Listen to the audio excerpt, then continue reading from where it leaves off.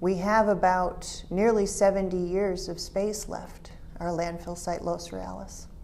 So we've still got room for trash. If we could improve our recycling, then we would extend that even longer.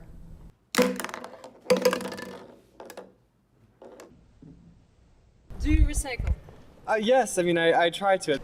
As much as I can. I do recycle. Not really. Yes, I do. If I have the opportunity. Yeah, when it's convenient. There's been several different kinds of recycling programs in the city of Tucson. In 2002, we went to a full-blown recycling program. And then we updated that one as well in 2008, and we have big containers where you put everything in together, which is called single stream in the industry. Sometimes I don't know, like, exactly what to recycle, but I've been trying to do more research about it. I used to recycle like candy wrappers because I didn't know that it was like contamination. I didn't know that candy wrappers are oftentimes too small to even be recycled. I know you can't recycle plastic bags, for sure. I recycle, I guess, like my water bottles and stuff like that. But anything like besides bottles, no. One thing I don't know is whether aluminum foil is recyclable.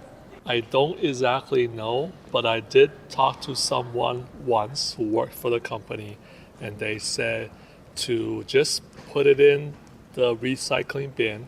If for any reason it is not recyclable, they'll toss it out. So they'll kind of sort it out for me if there are items that may be questionable. Typically for like a student experience and for staff in the buildings, we try to do a collection as waste and recycling, just to keep it simple, to get the most material and do education around making sure that what goes in the recycling container is the right material, paper, plastic, aluminum. Well, because we made it so easy, we made it really easy for people to put contaminants in the recyclables. Food waste is typically one of the biggest contaminations if someone is drinking either soda or water and then put that half-filled soda can into the recycling, and it can contaminate the rest of the material. Sometimes they throw whole plates of Chinese food upside down, and so we can't, separate it out. So sometimes we have to take that as garbage if it's got food all over it. Especially these outside ones, they'll throw both recycling items and garbage.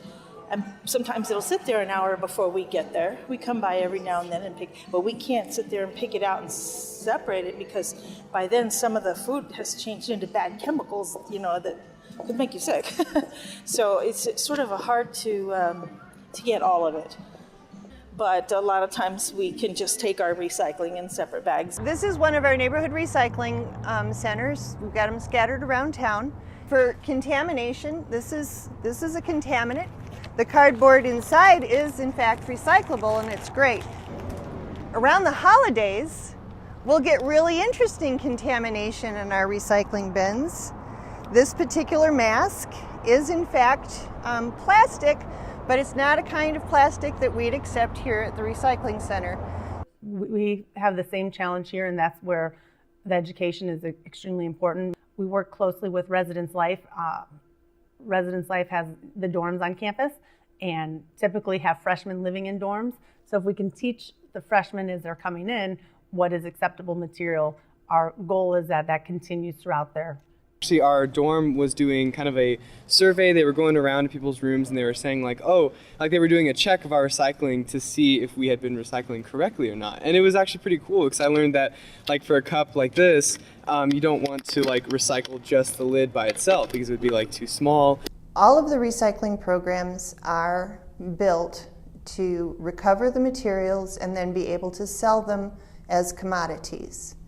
And the cleaner your commodity is, the better price you can get for it. The market for commodities has really changed over the last year, whereas before we had a 4% contamination in our bales, we are now down to a 0.5% contamination in our bales. And so that means we want to make sure that a bale of paper is only paper and not a bunch of crushed soda bottles or water bottles, but the machinery looks very similar. Right now, our diversion rate is about 41%, which means of all the material we collect, 41% of it goes somewhere else besides a landfill. Everyone's goal is zero waste, and it was just kind of trying to keep working towards that. Of reducing your waste is in fact the most important thing that anybody can do in order to help the environment. You don't really need to take 6 bags to wrap up all of your vegetables at the grocery store. We do try to offer as much zero packaging, zero plastic as we can. So we have like a bulk food section where you can basically get as little or as much of bulk goods as you want. We have like a bulk liquid section where you could do kind of the same thing, get like shampoo and lotion and that sort of thing without buying the packaging. And that kind of facilitates using like reusable containers and different things like that. One sort of thing is that as folks who buy products, consumers if you will, we actually do have quite a large say. If we were to all just stop buying packaged products tomorrow, that would have a big effect on the system, you know. Consumers can drive the system.